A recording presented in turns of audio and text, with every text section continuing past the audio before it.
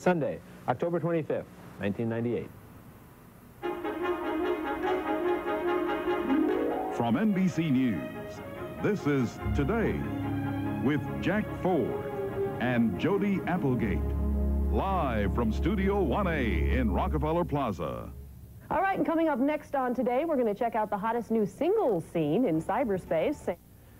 Well, if you're single and having trouble finding a date, you may be looking, as the song says, in all the wrong places. These days, thousands are cruising the internet hoping to find romance in cyberspace. My name is Jennifer Turi. I'm 28 years old. I'm 5'10", light brown hair, green eyes. My hobbies are sailing and yoga.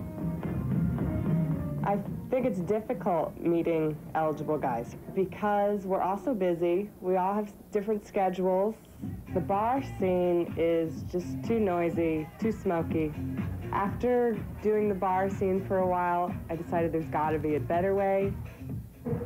5, 7, 8. Jennifer Turi is a dance instructor who lives in New York City. A few months ago, she joined an internet dating service called Match.com.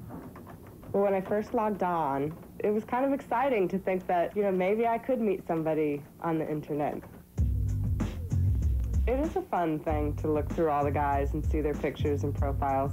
Once you log on, you fill in certain criteria that you're looking for, like height, body type, religion. You can define what's important to you, and then they will match you, and you'll get a list back. If I see somebody I like, I email them, which is anonymous. This guy is 40 years old, but he's looking for quality with brains and sex appeal. He does ride a Harley, though. I would probably email him. He's 6'2". He doesn't have any children. This guy has no clothes on, except for a teddy bear. I would not email this guy.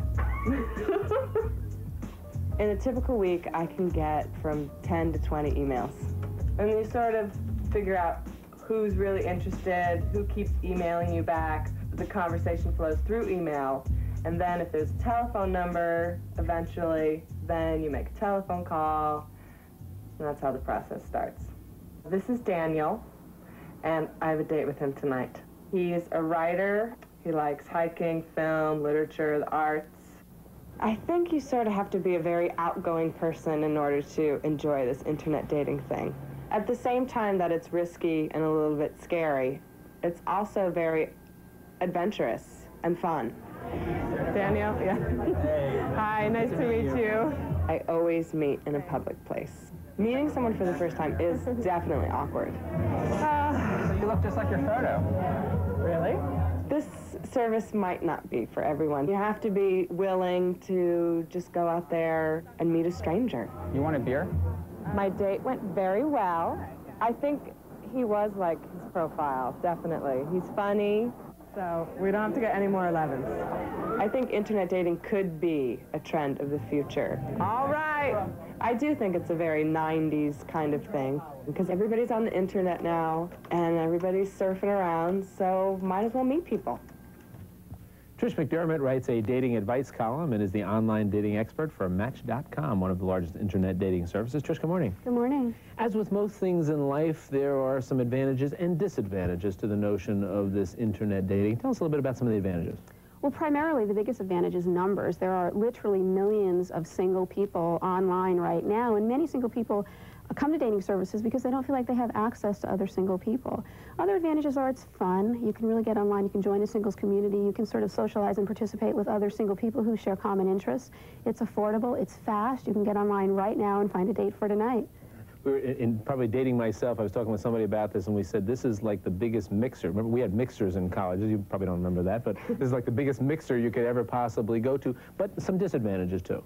Well, sure, there are some disadvantages. I think primarily the biggest disadvantage is you just simply don't meet someone in person first. There's some advantages to that, too, but you don't get those physical kind of clues about who someone is. So things like eye contact or do they feel comfortable talking to you. And that is important information at some point to get, but you can certainly get it later once you've actually had your first date. Now, you've got some advice for us in terms, first, before we look at playing it safe when you get to the date.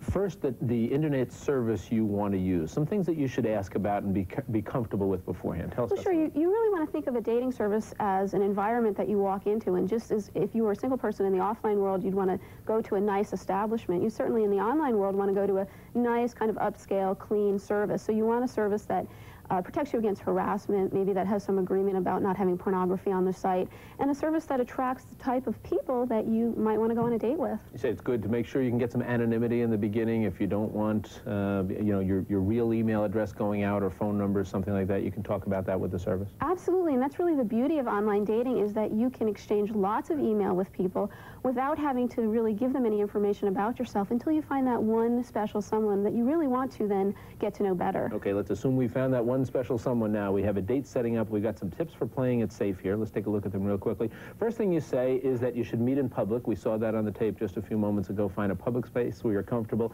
Tell a friend where you're going to be and that you have this date, again, as a precautionary measure. Keep the first date short. And last, we got about 30 seconds. You talk about this. Trust your instincts. Why is that so important? Instincts are the most important piece of information that you will have, and we often tend to deny our instincts. If you have a feeling, and you really don't have evidence, but just a feeling that something isn't right, chances are it isn't. And the beauty of the internet is that there are literally millions of single people out there, so cut that line and cast again. And as we said, the dating for the 90s. Trish McDermott, thanks very much for joining us this morning. Great.